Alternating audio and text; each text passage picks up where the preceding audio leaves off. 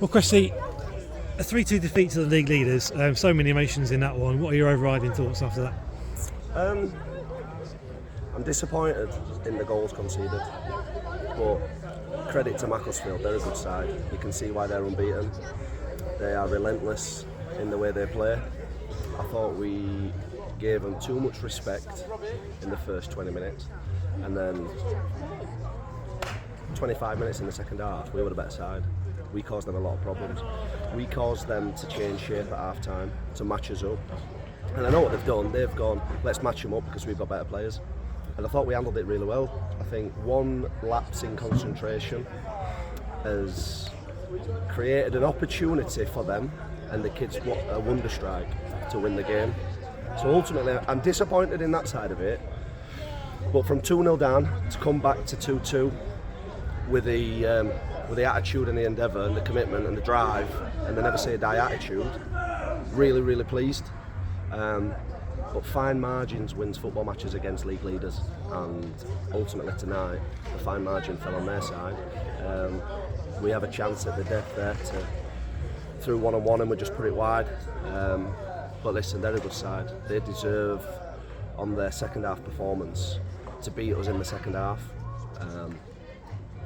But we dust ourselves out and we'll go again.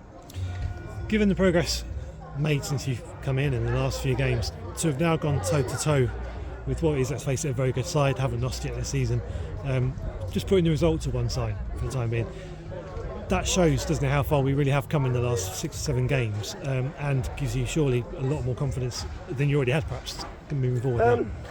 Yeah, listen, I'm hurting from a defeat tonight, regardless of who it's against. Yes, they're the league leaders, and by rights they're at the top of the league, and you can see why. I want to be there. We set up today to cause them problems, and it worked. But just in the end, we weren't enough. So now it's down to me to pick the lads up and make sure that we've got enough. Because if we play like we played in large spells of that game, we'll scare teams and we'll score goals. And it's just a case of not switching off. And if your mate does switch off, get your mate out of trouble. That's what they did really well tonight. They had a lot of people covering and getting people out of trouble, and the one moment that we don't, and I go back to it, it's a wonder strike to win the game, but they caused us a lot of problems in that second half. We could have had a draw.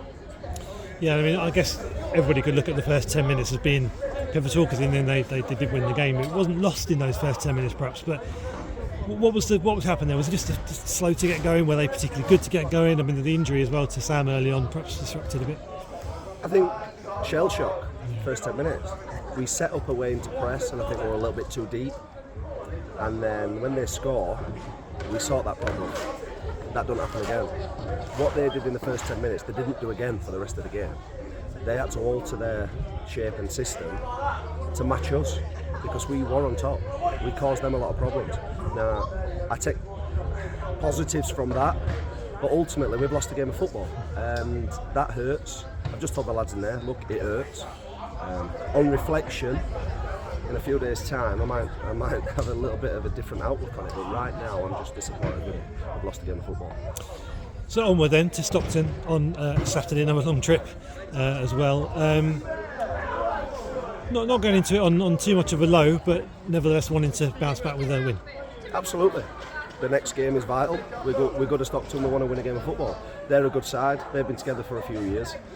They are a big physical side that know how to play on their AstroTurf. So we have to go up there with a game plan, and again we'll try and execute it, and we'll just keep doing the right things more often. That's all we can do.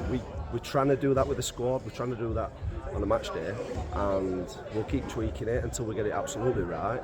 But ultimately I'm disappointed to lose tonight, but the lads did put a real good shift in.